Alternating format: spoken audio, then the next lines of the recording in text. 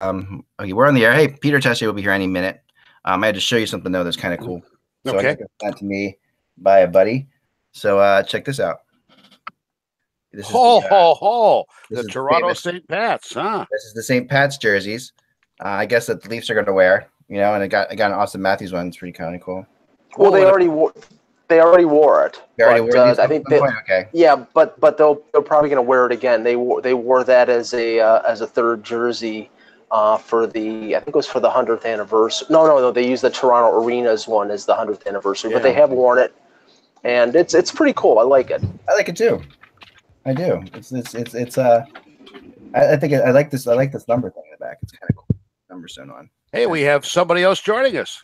There's Peter Tessier. Yes, Mr. Weber. We've spoken before. Yes, we have with Mr. McCann on the radio a couple times for some on Slapshot Radio. Exactly. I was on Slapshot Radio not too long ago. You were not around, Mr. Weber, but I was on. Well, I've retired from the show this year. Oh, you have? Okay, that's why. There you go. Too much other time. Understood. Yeah, I contacted Paul because the Leafs are playing in Nashville, I think, later this month, and I'm probably going to do a spot on Slapshot Radio to tell them how wonderful the Maple Leafs are doing so far. Well, I pulled it off. It was funny because, this is like a very typical, like I've had some weird things happen. I was once pulled over when talking to you guys on the radio years ago. That's right. Remember that? Right. And then the all-time best, though, was still the Dan Patrick Show, and he had Gozzlehead on, Mickey Rivers. Okay. And the New York State law, hands-free, had just been passed. Yeah. And you could hear the cop talking to Mickey Rivers. Oh, my God. Mickey knows he's a follow the law, and he tries to get by saying, but I'm talking to Mr. Steinbrenner. And you hear the cop go, I don't care who you're talking to. You're going to get a ticket. Oh, man. Yeah, that's what happened to me with you guys. I was on the Long Island Expressway going to an Islanders game and just in total stop traffic. And I was talking to the phone, and apparently they had the same thing. You're not allowed to talk on your headset. I mean, literally stop traffic. Right. And this cop was at an unmarked car with me 4 miles. Like, I had no idea, like, this person was behind me 4 miles. And I was talking about, we finally pulled out of there. I'm like, yeah, I've got a traffic. He pulls me right over once the traffic ends. And I had to leave the radio show with you guys. But this past was 2 weeks ago. I was, my wife surprised me with my 50th birthday. We're going to go into the city for a night. We went in the city. We went out. We were out to like 2:33 in the morning.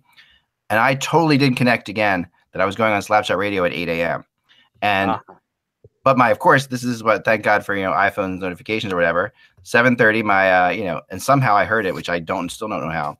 So there was a quick, all right, get myself somewhat cohesive for this, coherent for this conversation, which turned out fine. But it was, my wife had a good kick out of that one. She was like, oh my gosh. I bet she did. Can't believe he did that. All right, let's get started here with our show. We got lots to talk about. Trades, expansion teams, just nuts. Yeah, just make sure introduce Pete when after we do our thing, and then I will introduce the great. Okay. Got it. All right, here we go. Ready? Hello, Hockey World. Happy Valentine's Day. It's Wednesday, February 14th, 2018. I'm Michael Agello on location. Yes. I'm Peter Tessier in balmy plus temperature Winnipeg today. Winnipeg. I'm Eklund. You're watching the HockeyBuzzcast with HockeyBuzz.com. For this podcast that has a Valentine's Day tradition of having Pete Weber on the show. Hello, Pete. Hello. How are you doing? Boy, it's good to be part of any sort of tradition.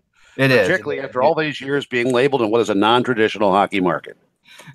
Yes, and yet I think that label's gone away, and yes.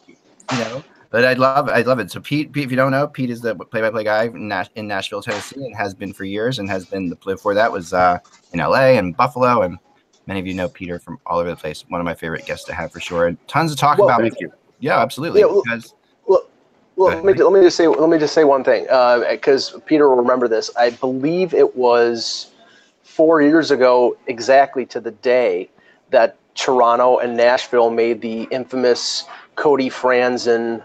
God, who was the forward that they got in that deal? I'm losing track of it. But they got a Cody and Spaulding. No, it wasn't Nick Spaulding. It was Cody Franzen for their first round pick, but there was another forward. It wasn't Mason Raymond. Mike Santorelli. Santorelli, yes. Mr. Shootout. Yes. So, and now we've got another former Leaf defenseman being traded today. Sorry, I had to put that in. No, I know. Another former Leaf defenseman being traded today. Being traded back to to actually be near his girl next door wife. Great movie. Yeah, but Dion Phaneuf, so of course, unless you're living under a rock, Dion Phaneuf was traded last night. Another one of the middle of the game trades that we've seen lately.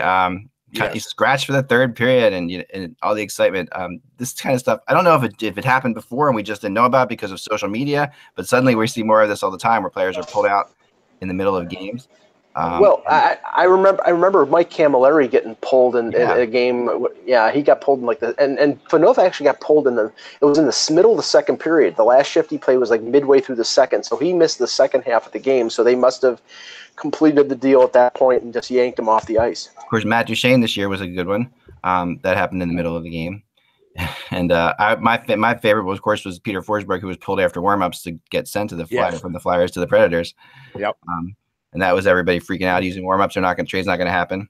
But so now you see Phaneuf going to LA, and LA was trying to get in on other things as well. I want to talk about that a little bit too, but I also want to talk about a little bit about the Predators to start with here, because we have Peter. Sure. And the fact of the matter is, everybody is saying, Elliot Friedman comes in that the Nashville Predators are all in on Rick Nash, that they're going to go full out on Rick Nash. And I don't know. What are your thoughts? I don't think they want to go full out on anybody right now. Yeah. I think they're pretty happy with the current roster. And I really think, I would think the prohibitive favorite to land Rick Nash would be his former coach in Columbus, now in Dallas, Ken Hitchcock. And I could really see that happening. Yeah, that makes tons of sense, because and they desperately want a top six sport. I mean, the Rangers would have to hold some money because they don't have a whole lot of cap space down there in Dallas. But I think the other is still San Jose, in my opinion, to play with Joe Thornton. I think that's something he would enjoy as well. Those two places make the most sense to me. Mike? He would, but the problem is they don't know, and it was released over the weekend. They don't know if Thornton's going to be back this year. It was an MCL injury, and they're not 100% sure. So honestly, I don't think San Jose is going to be a buyer other than maybe to a stopgap center, which the name of Derek Brassard and Plekanec have been out there in terms of two guys that they would plug in because they probably wouldn't. Players, though. I mean, go ahead. I was just going to say though that things in San Jose are a little goofy right now because to get the offense going last night, what did? They moved Brent Burns to forward. Yeah. So this is something where if New York's prepared to eat some salary, maybe he does fit in so they can keep Burns on defense and add some skill, not necessarily to say, hey, we're going to go deep in the playoffs, but to make sure they get to the playoffs. Well, let me ask Pete this question because, in seeing the Predators last week, and I'm convinced that, they're one of the one or two teams that potentially could come out of the West. I would think that David Poyle's positioning here before the deadline is not to go all out to get a Nash or an Evander Kane, but to maybe sit back a little bit and wait for maybe a bargain, a guy who would fit in their top nine, and they wouldn't have to give up a Dante Fabro or one of their really top or a Tolvanen or somebody like that, or a top prospect. They want to avoid that, but they also want to get themselves, like a Radim Verbata or some type of top nine forward that could fit in. Do you think that's where they're going? I think it's possible that that's the way they're going. I don't know that they will go unless it is exactly what you say there, Mike, a bargain. I think that's what it has to be, though the Predators do have, as people will tell you, plenty of cap space available to them right now. But I don't think they want – because you cited that trade from several years ago, the Cody Franson returns to Nashville trade, and that probably was a lesson in a disturbance of team chemistry. Yes. Because and this is if that's something the Predators have going for them, that's one of their pluses. Well, and the reason it was a disruptive to team chemistry is because Cody Franson was a top four defenseman playing almost 20 minutes a night with Toronto, and then he came to Nashville where he had been before and he liked it, but they put him in a bottom pairing role, and he got no power play time. The power play time went to, I think it was Weber and Yossi at that point. So it was not a good fit, even though they knew him and he's a good guy. But he is a good guy. Yeah. I mean, we're moving. I mean, as far as the Predators go, here's my theory that that a lot of the Canadian media that doesn't necessarily know them very well is looking at David Poile like a trading machine, because he's made these trades in the past couple of years. You know, he's made some big deals. You know, he's I mean, for as conservative as the guy is, he's been the most aggressive general manager over the last 3 seasons in the NHL. But all of them made so much sense, you know, and all of them had logic to them, and none of them were stopgaps. They were long-term deals. Yeah. They were big trades that, Ryan Johansson's going to be there for a long time. You know, PK Subban, who my son just did a whole report on. This is a funny story real quick. I got to share this because my son, they African-American month in school. So they wanted to do, somebody that you thought was a hero. Well, he had seen PK Subban, you know, obviously follows, the Predators like we all do here in the house. He's watched plenty of Predators games, but had seen PK Subban on Trevor Noah when he went on the Daily Show, and he was phenomenal on Trevor. Everybody should Google it, look it up on YouTube. PK, he was amazing on Trevor Noah, the Daily Show. And my son saw that, and he's like, I'm going to write about him being an African-American hero. He goes to his teacher in school, and they said, well, no, we're not going to, thinking that my son's like, who's like the least athletic person in the world, for my son to, like, he doesn't have any interest in sports for the most part at all. So no, we're not going to let boys, like just to pick sports figures, So they said no to him, that he couldn't use PK Subban. So I went in there and I said, listen, this is not just an athlete you're talking about here. And I had to say, look at what has happened here. Look at these. He did get to do the report. It worked out really well, but obviously the teacher was a Brendan Gallagher fan. Yeah, the teacher was must have been not a hockey fan, I'll just say. So nice woman, but didn't know. It's just going by the book. Oh, we're not too many athletes, whatever. You're only allowed to use Jackie Robinson apparently. And I said PK has done so much, and they did. Obviously, he's such a treasure to the league.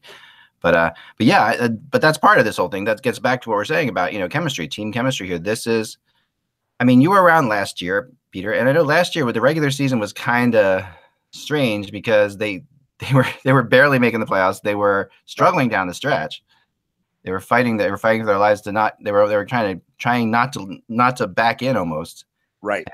And yet they have this incredible playoff run which can happen. This year, totally different scenario. It feels like. Yeah, they moved from the hunter to the hunted. Yeah. Really, and here's the other thing. We were talking about possible trade acquisitions. Yeah. They think they have one with their former captain coming back, Mike Fisher.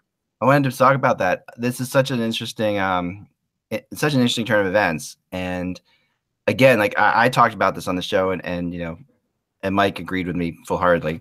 But as you always do, Mike. I'm just kidding. When we talked about that. I know I'm selling you down the river here, Mike. I'm sorry. But Mike Fisher's, you did agree that the Mike Fisher signing is like it isn't signed yet. First of all, right? So he's still he's practicing with the team, or he's practicing. How's it going, Peter? Do you think this is a done thing? Do you think he is actually going to come back? Oh yeah, he's feeling great. He just doesn't want to do anything too quickly. Right. And the other thing, if they just wait and sign him at the trade deadline, then you have the roster expansion and don't have to worry about slots like that. Yeah. So. And Coach Laviolette has said, hey, whenever he's ready, he said that to me again yesterday morning. Whenever he's ready, that's going to be fine. And the guys, including the guy who, supplanted him or replaced him as team captain, Roman Josi, is one of the foremost guys encouraging this entire move. It's amazing. It's an amazing thing. It really is. I will never forget hanging out with David Poile at the Olympic practices before Vancouver. Yeah. And it's the first time I actually got to sit down with Poile, and we weren't. I didn't think I was trying to get a trade room out of him or something like that. And he would actually talk to me for a minute. You know what I mean? It's like yes, I do.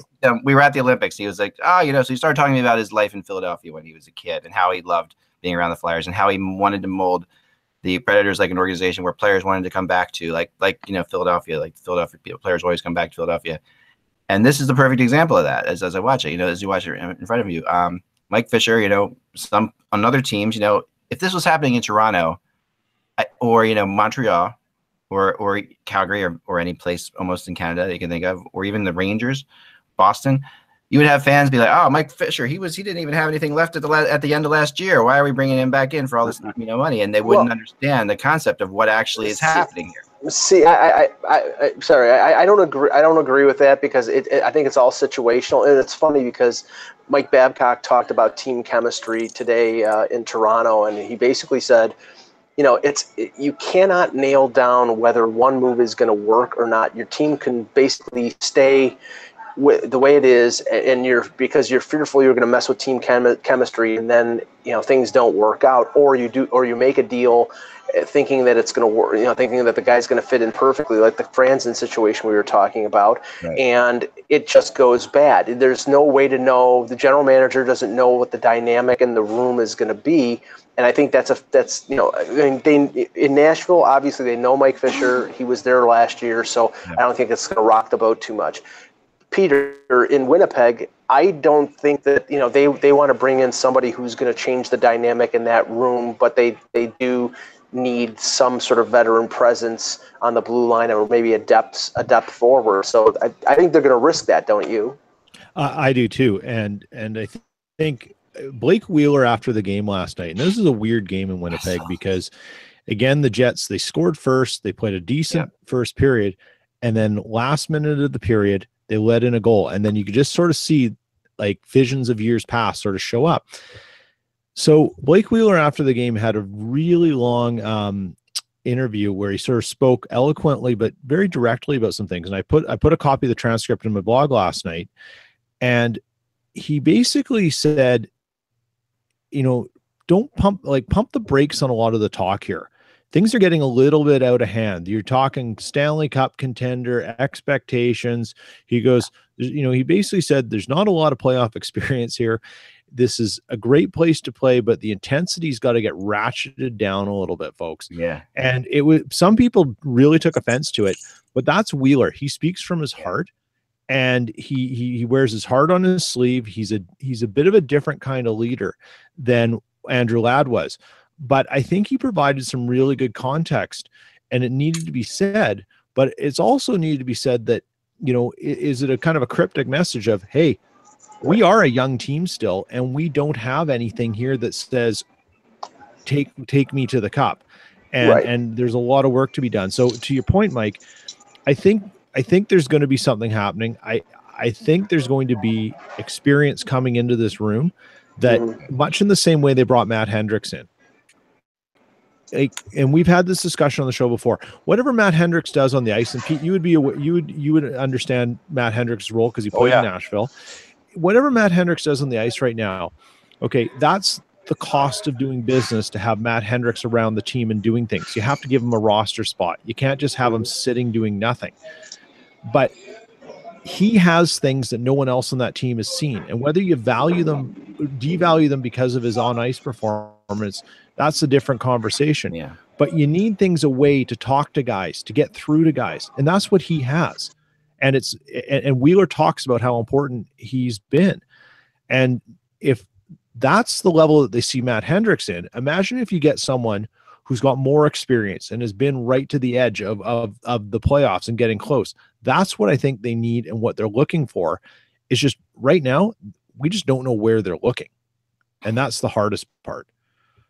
Yeah, and right now, Toronto's in the same boat as Winnipeg. There's not a ton of experience. You've got Marlowe and a couple other players. Ron Hainsey won a Stanley Cup last year, but essentially the core group is a group that only has a 6-game playoff experience last year in Washington, and guys like Van Riemsdyk and Kadri, the only thing they have experience in the playoffs is losing to Boston in Game 7 in 2013.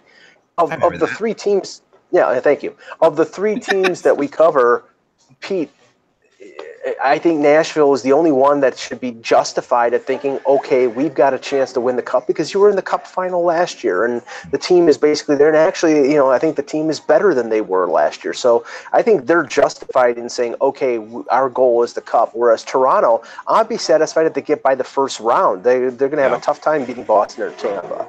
Well, I'm thinking about how it was as a kid growing up a Blackhawks fan. And they win the cup in 1961. When I'm in 5th grade, I'm going, boy, what a glorious decade this is going to be. The team is young for the most part and so on. They next got back to the final in 1971. Then Bobby Hull left for the WHA into Peter's territory there in Winnipeg, thanks to Ben Hatskin and the big bucks that got extended to the Hull family. Yeah. And So they didn't get back. So my whole message to the kids on this team is, guys, keep going after it. Nothing is guaranteed you. And they all understand that. They know how hard they have to work to get back there. And I think that was exhibited in great extent last night when they're down to St. Louis, a team that desperately needed to pick up some ground, and they came back and beat the Blues. It really it felt like a playoff atmosphere, didn't it? It's just watching. It really felt. And it was dead. Sure. The crowd was dead early in the third period. And then from about 9 minutes in on, it was like all over again, the tidal wave of emotion from the stands. Yeah, you can see it, and I think that's what's exciting about the. And I in some ways, I might be crazy, but I think this Ellis injury is going to help the Predators in the long run.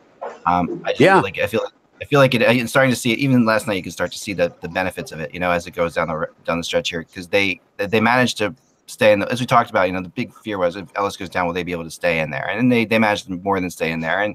And now that he's back, man, that gives you a second cannon from the point.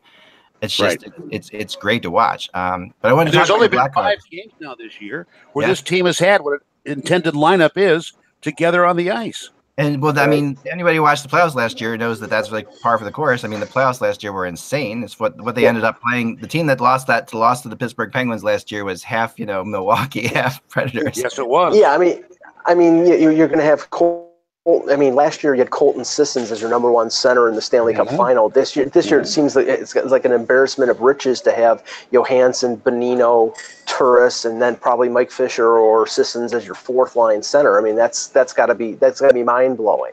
And don't forget Kalle Järnkrok and where he fits.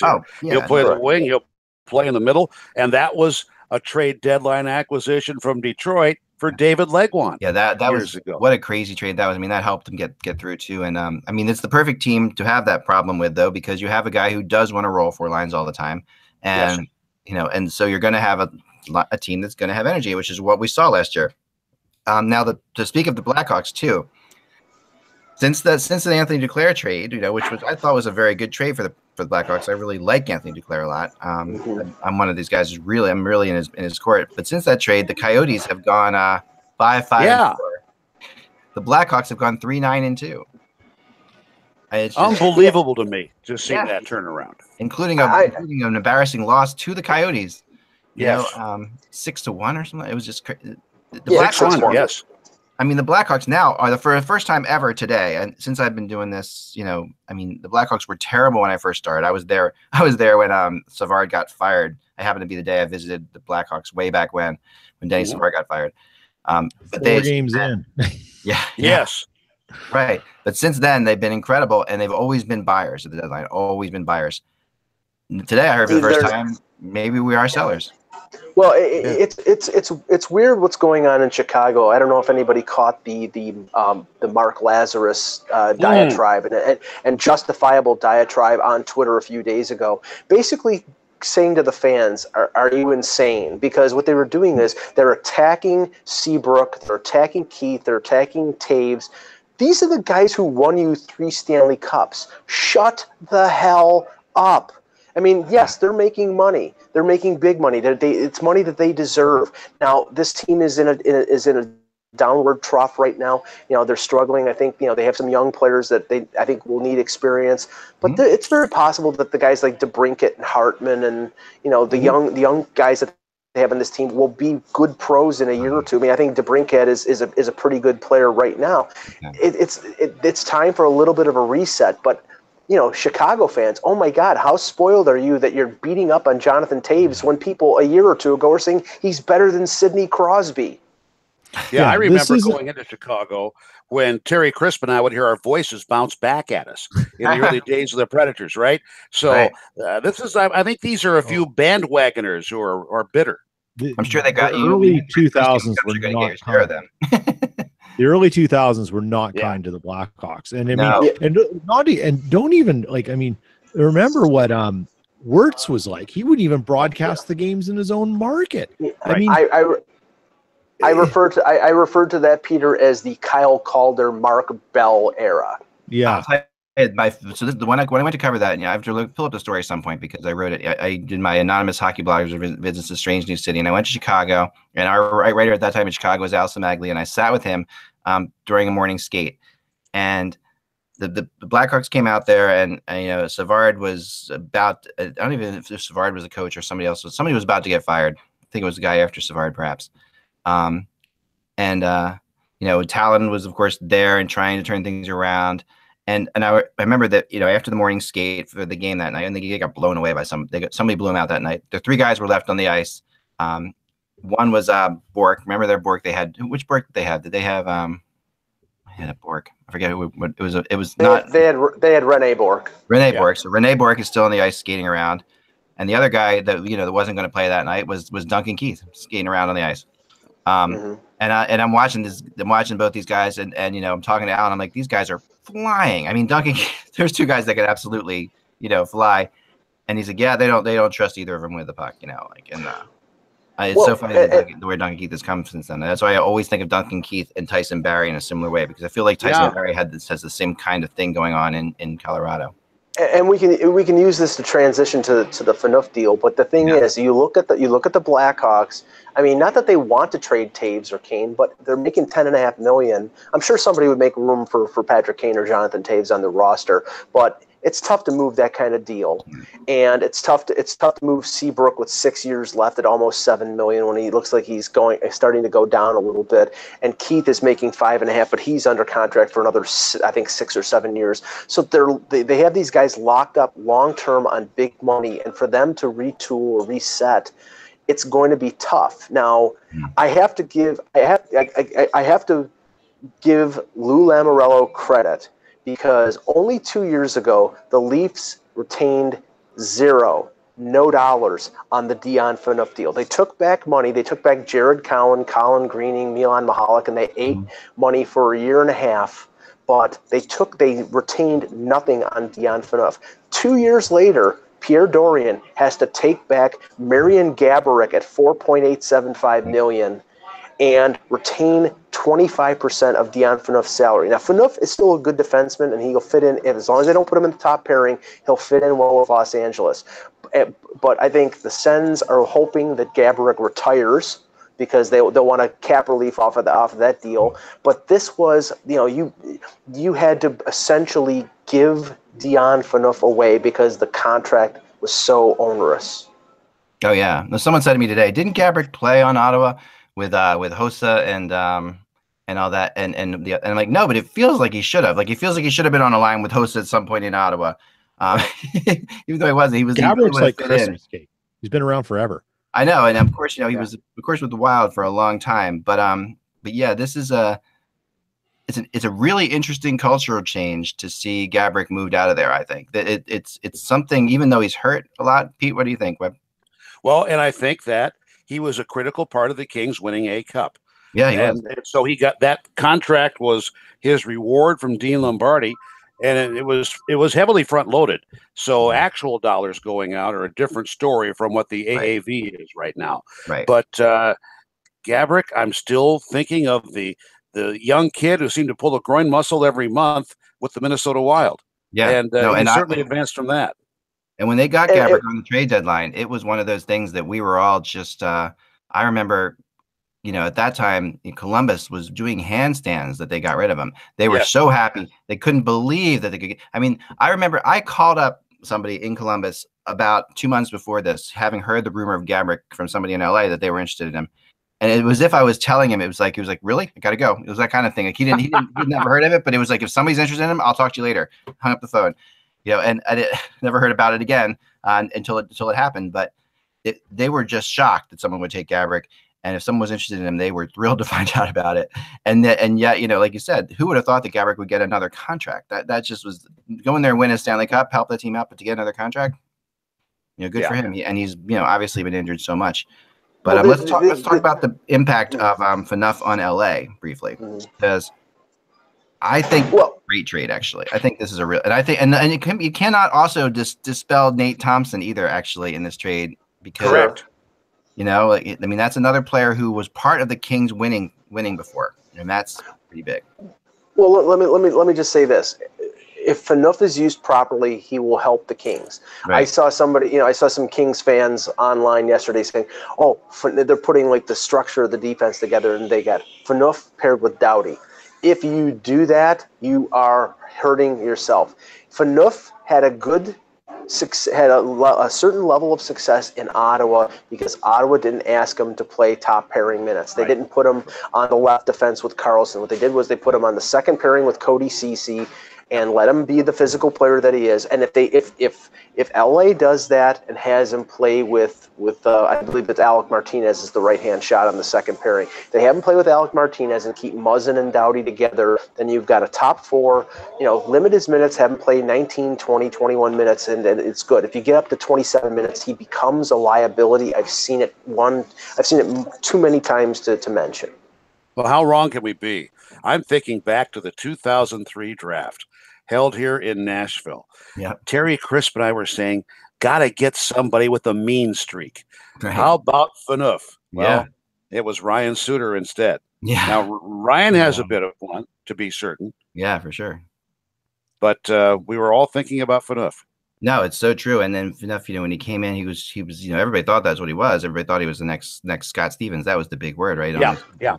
Scott Stevens. And, he did have a little beginning in Calgary like that for a bit, but.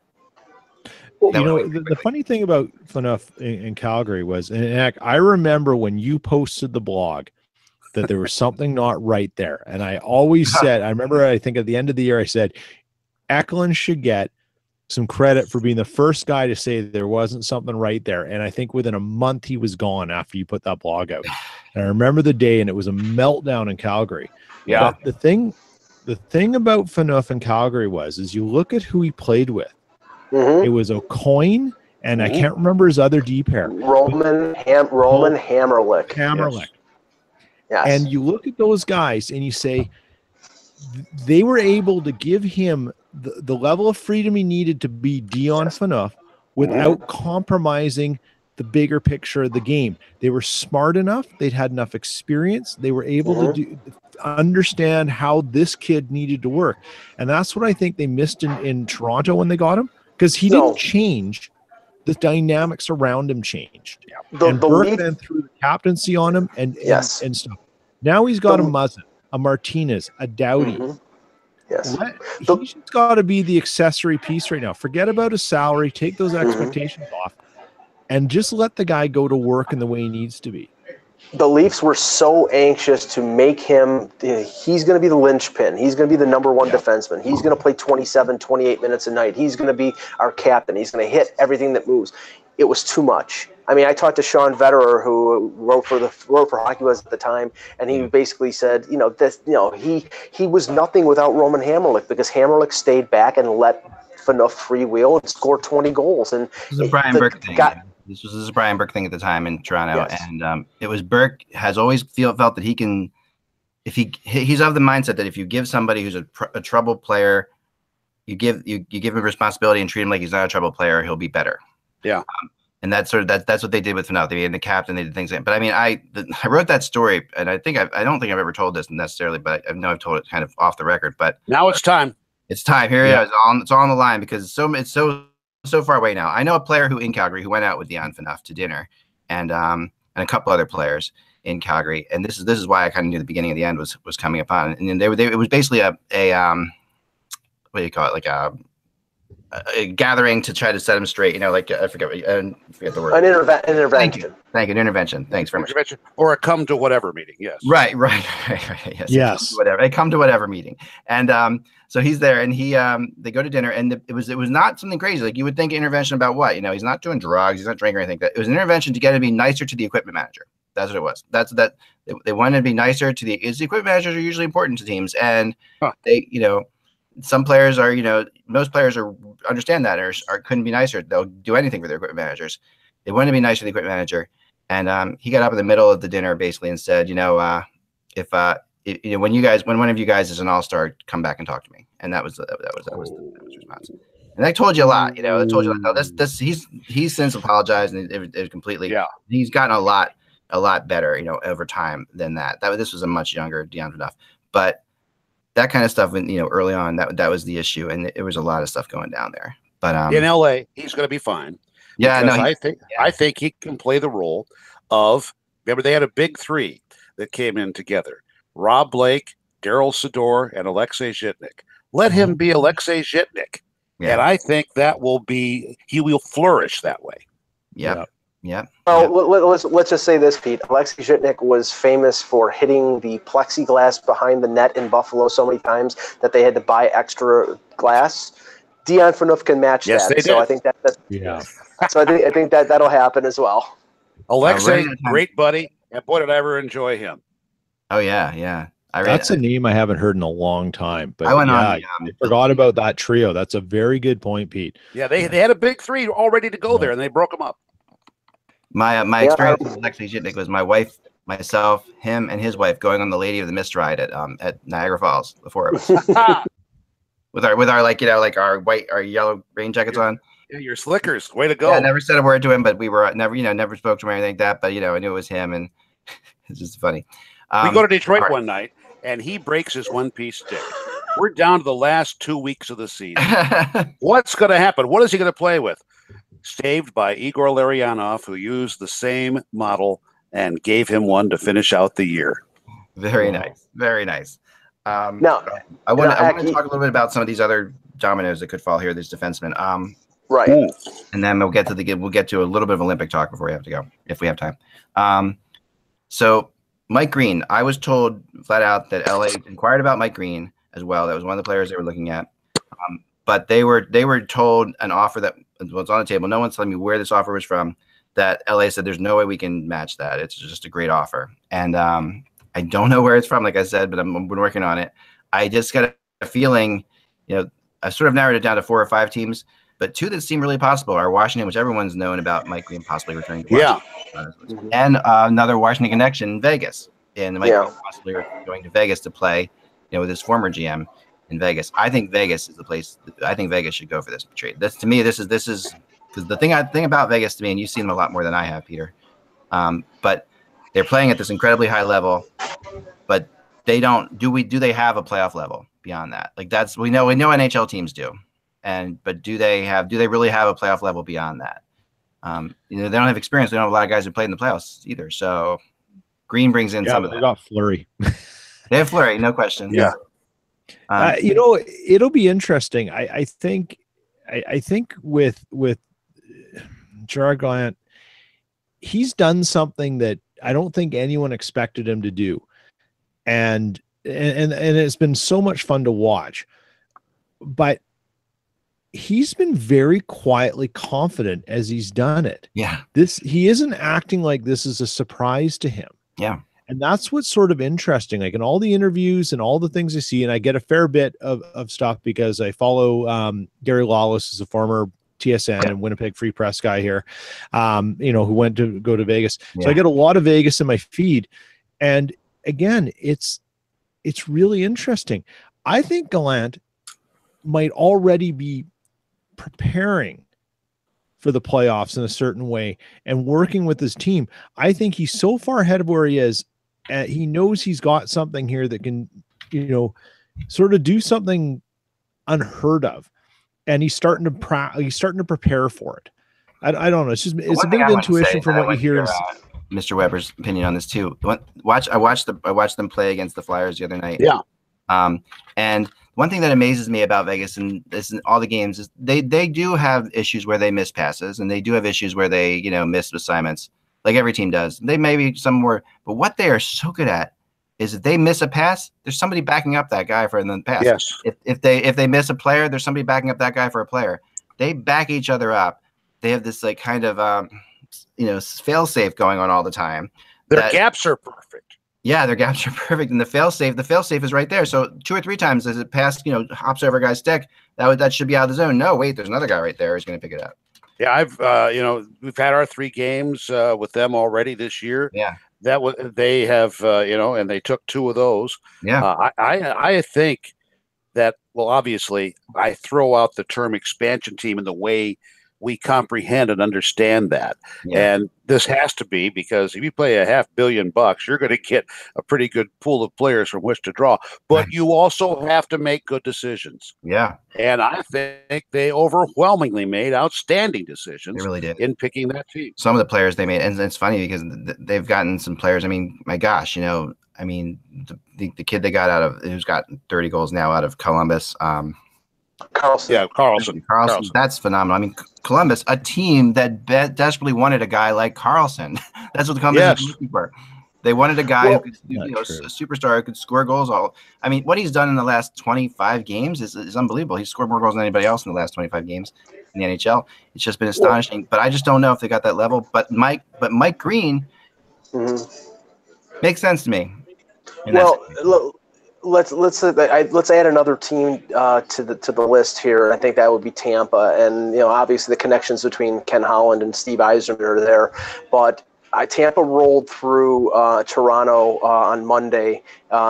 Came back from a 3-0 deficit, but ended up losing 4-3 to the Leafs. But you could see there. I mean, Hedman is great, Strawman is great, Sergachev is going to be a really good young defenseman. But Braden Coburn is slow.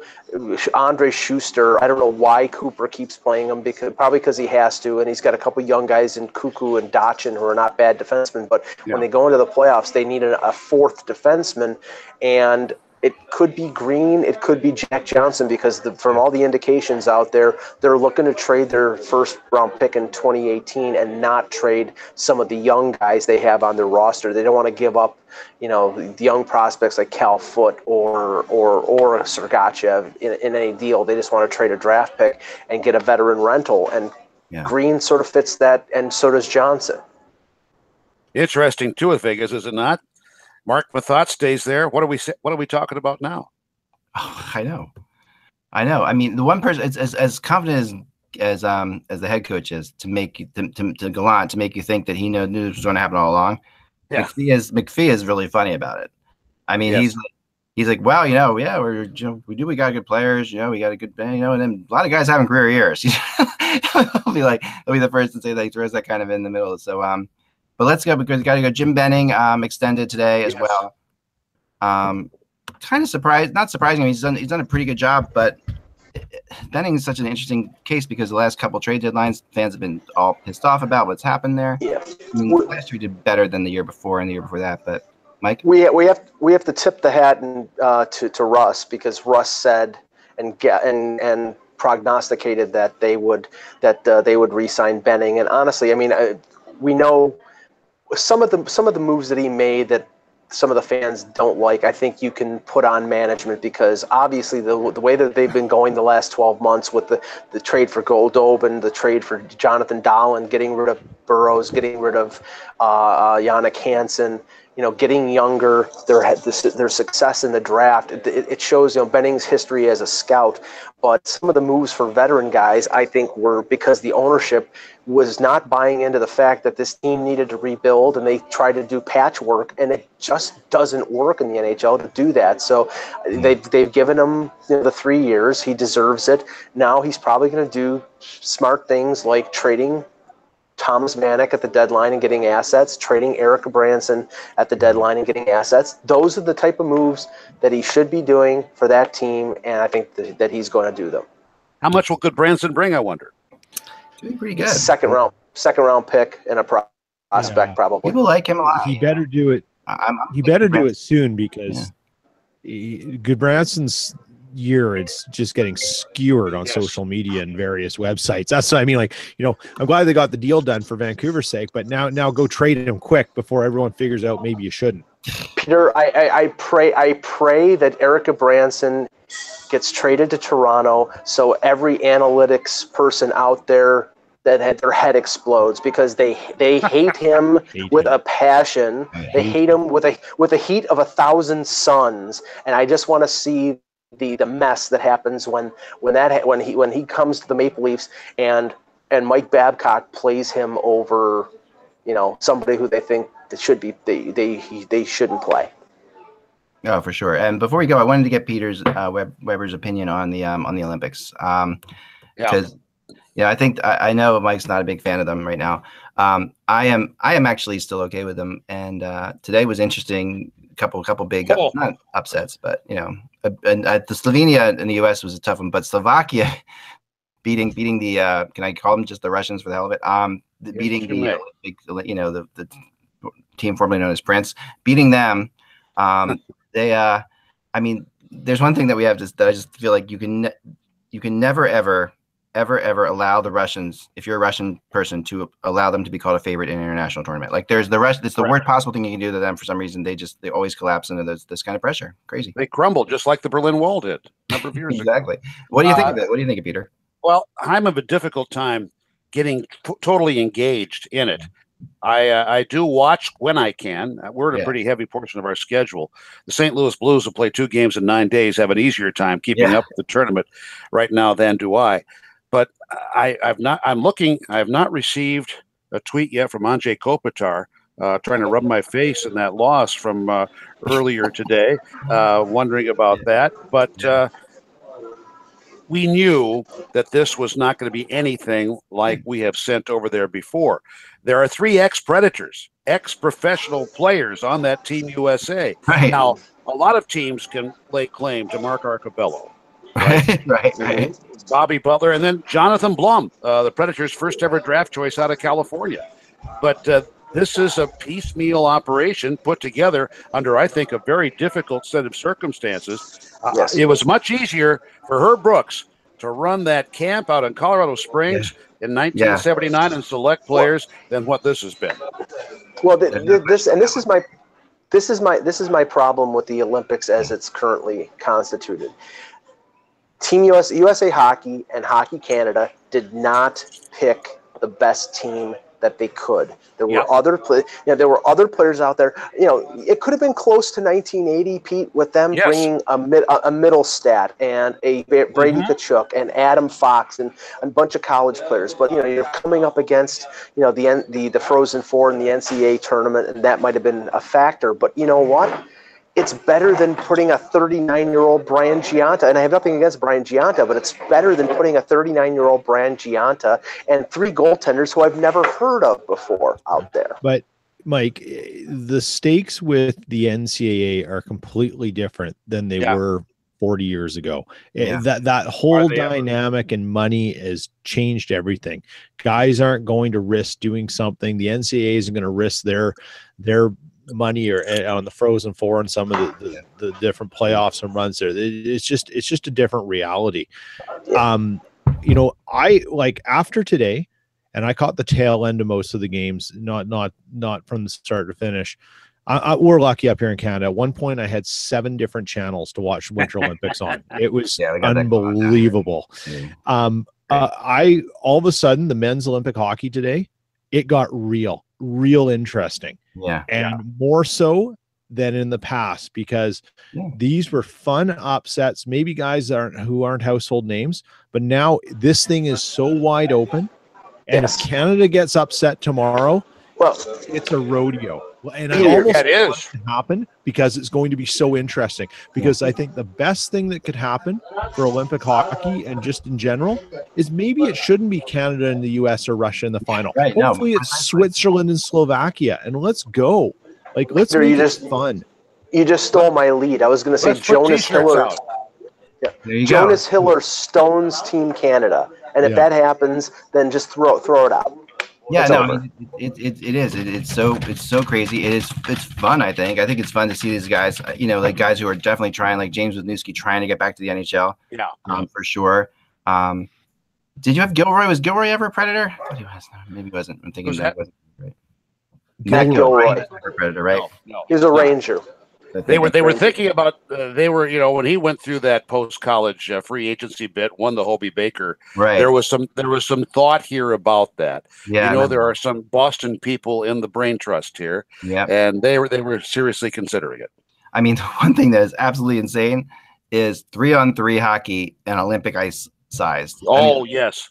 Watching that today, it's just they really. I don't think that works. I think it's just so crazy. I mean, there's no way you're going to see it go past overtime. Put it that way. There's just not a chance. I mean, 3-on-3 on Olympic ice, with Olympic ice is just lunacy. Well, all I can say is after losing to Slovakia, if I was Pavel Datsyuk and Ilya Kovalchuk, I would worry about myself and my family and summering in Siberia. It's early. And the Russians will probably still make the medal round. That's all you have to do. But it's just very much of a I mean, that's a big win. I mean, Slovakia. There's a lot of history between the country of Slovakia and the Russians. Oh yes. And watch some more. Big. Yeah. Go on Netflix and watch World War II in color. I just happened to be on that chapter yesterday. By the way, it is the 50th. It is the 50th anniversary of the Russians rolling tanks into the Czech Republic and Slovakia. Yeah. Oh yeah, 1968. Wow, Really? that's pretty cool. Yes. Wow. I mean, that's pretty amazing considering they win that game today. I mean, that's say like the biggest game, the biggest win in Slovakian history. You know, it could be, but didn't they also beat them in Vancouver? I'm just trying to remember. I thought I could have sworn that Halak beat the Russians in Vancouver in the preliminary round, but still, this was even crazier just because of the way you're talking about knowing each other's. I mean, the Slovenia team basically has all the guys who were in the Slovenia team except for Kopitar. That's what they are. Right. But yeah. So tonight, and the last thing is this: tonight there is probably one of the best things you can watch though. At 10 o'clock, the U.S. and Canadian women play each other. Yeah. I've enjoyed watching the women. Yeah.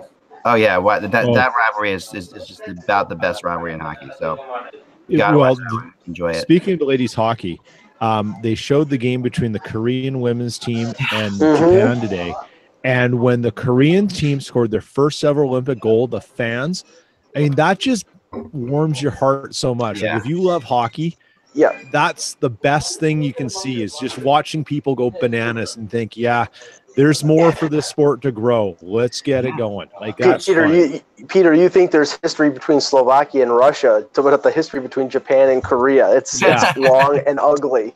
Yeah, that's caused a few apologies on the network level, has it not? No, I know it has. I mean, it has. I mean, I remember. I'll end with this. I remember sitting in Vancouver and Belarus was about to go up against Russia. Belarus was about to go up against Germany. And someone said to me, I don't know what to write. I don't know what the story could possibly be on this. I'm sitting next to some writer, and he says, I can't come up with an angle on this. I'm like, look up World War II and how many Belarusians were killed by the Nazis in Germany. Oh my God. Look up Operation Barbarossa. It's insane. I mean, and to Belarus, that was a heated game. Belarus versus Germany. That was like something else. That was something to watch. Well, my time here with the Kostitsyn brothers, when they realized I was of German parentage, that got to be very interesting. I'll just put it that way. Oh yeah, I'm sure. Well, great fun, Peter. Thank you so much for joining us. As always, we really love having you on the air here with us, and we'll be seeing you soon. I'm making another trip down to the playoffs for sure. I want to come back down to Nashville for a playoff round. No questions asked there. And Peter will be in Winnipeg soon. Yeah, nice. Look forward to seeing you. All right, we'll talk to you guys later. Remember that the buzz is just hockey. We will talk to you tomorrow.